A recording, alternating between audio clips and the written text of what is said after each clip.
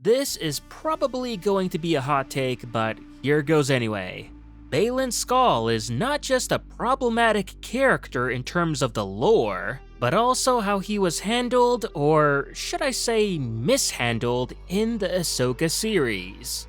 Now, the problem around Baylan comes in three aspects, with the first one being the shortest, and that is the unnecessary, unanswered problem he adds to the lore itself. As, let's see here, a Master Jedi who survived Order 66 is insanely powerful that he's stronger than even Luke Skywalker, and well, I only say that because most of the Star Wars community agree that Ahsoka is supposedly stronger than Luke. So rather than waste time here debating about that, I'm just gonna go along with it for the sake of this video.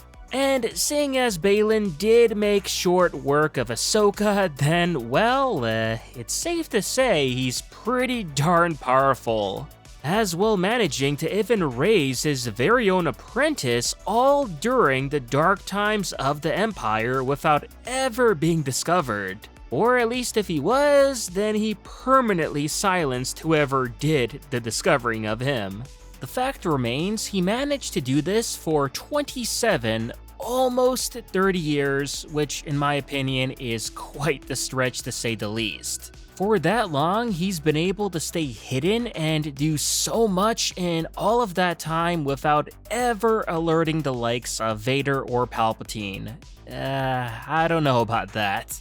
This was already a concern of mine when Baylan first appeared in the Ahsoka trailer, but I was fine with this idea had the show touched on this and given a good explanation. Unfortunately, not only was this not acknowledged whatsoever, there was of course no explanation either, which leaves us with a gaping plot hole in the lore when it concerns Baylan and Shin. Moving on, we then look at the issues regarding his mishandling in the series. What I mean by this is that Dave Filoni initially presents Baylan as an enigmatic figure, captivating our interest right from the very first scene of Ahsoka to keep us engaged during the show's slower phase. He's positioned as one of the main antagonists alongside Morgan, but let's be real here, he ends up stealing every single scene he appears in. A lot of this is simply due to the fantastic acting done by the late Ray Stephenson, which no doubt plays a big part in all of this.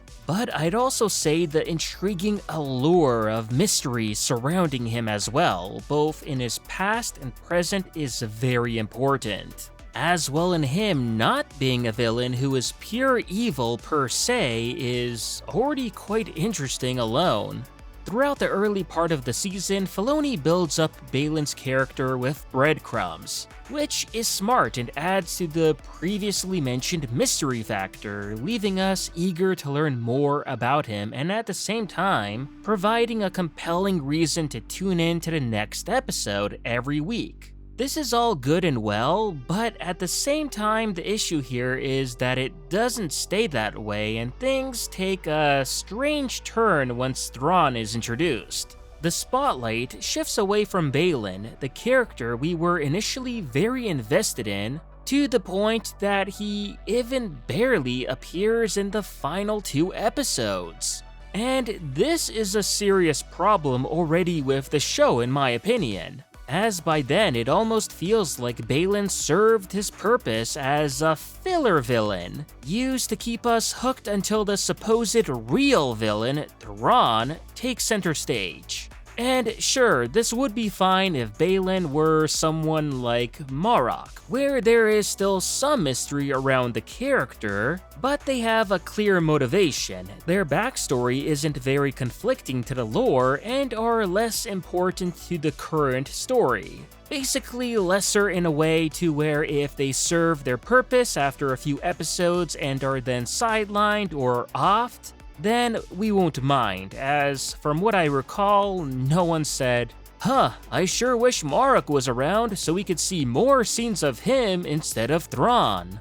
Not to mention Marok's death with the Night Sister magic flying out of his body pretty much answers majority of the questions we had about him in one neat little scene. And well, Baylan wasn't that. He feels like, or should have been, someone made to be so much more than a simple side filler villain. And I'm not sure if that was intentional or maybe by mistake by Filoni, perhaps going overboard a bit by being so excited in wanting to explore new and fresh ideas. It's bold in terms of jerking people around, but I may have gone too far in a few places. Essentially, Baylan is nothing more than a mystery box character, which really, he's too good for that. Filoni may have assumed that viewers would forget or not mind Baylan being sidelined because Thrawn would overall be more captivating. Which, to be fair, going into the series, majority of folks, myself included, cared the most about Thrawn, mainly to see what he's been up to all of these years, stuck in another galaxy, and what his grand plan is. But in reality, it turned out that it was Baylan who had captured the hearts and interest of Star Wars fans instead, creating a serious buzz around the series, and I think this is maybe due to Filoni putting all of his creative writing into a supposed filler villain, than say the big main baddie who's supposed to later have an entire movie centered just around them. Filoni leaves us having invested so much in Baylan, only to toss him away in favor of Thrawn in the last 2 episodes. And I think many of us can agree that those 2 final episodes are quite weak as a result of this. Sure, there are other issues of course, but this is definitely an element of that. Basically, it's as if Filoni introduced a new toy for us to play with, only to abruptly take it away and replace it with another toy he claimed was superior.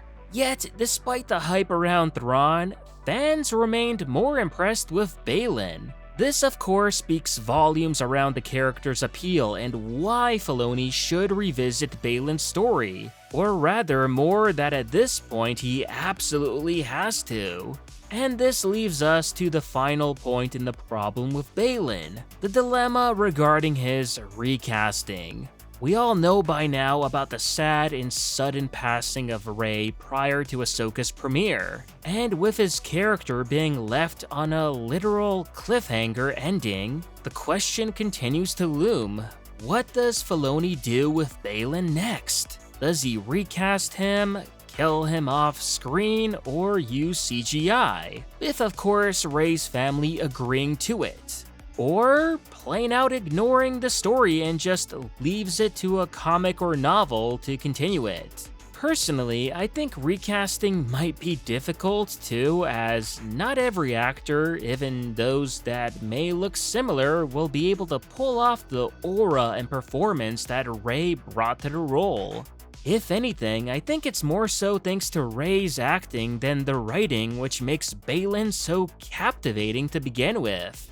So suffice to say, this whole dilemma is rather tricky, and the big reason to this is going back to my second point. Had Baylan been just a Morok type of character, either killed off or tossed to the side, but also we wouldn't care as much about them, then sure, Filoni would have been able to get away with ignoring his storyline. But with how much he made us invest in Baylan, again, more so than any of the main characters, as well with teasing the Mortis gods and all of that at the very end. And speaking about the gods, there's gotta be something intriguing cooked up for him, as well as Ahsoka on Peridea, as it's looking like Filoni is going or trying to bring the prophecy to completion, as Anakin could have brought balance to the Force by bringing Ahsoka to Peridea, where she will claim her place as the daughter, which also explains why the daughter statue was crumbling in the final shot, implying there's still imbalance in the Force. And in that same shot of Baylan on the arm also felt to me like foreshadowing of him potentially maybe becoming the father. Question is, who's the son? Or is there perhaps a figure around that's already trying to be that? as there's definitely a dark side vibe on Peridia, seeing as apparently the planet is unbalanced towards darkness, as the Night Sisters did worship the sun and all, so that tracks. Not to mention, the thing that was calling to Baylan has to be related to the Mortis gods, as after all, the father is pointing to a structure which emits a light beam, looking extremely similar to that of a portal to the world between worlds that we've seen before. Now, whether Baylan intends to use this portal and become the new father, son, or just abuse the power to go back in time and get rid of the corruption in the Jedi Order, or the Jedi Order itself, like everyone else, I'm nonetheless fascinated by Baylan's subplot and want to see it continue no matter what. As for how or whether that will happen at all, then, well, it's fair to say Filoni put himself in a difficult position and he's the only one who can pull himself out of the situation. As for whether his final decision will satisfy the fans, that's gonna be a whole other debate waiting to happen. N7 out.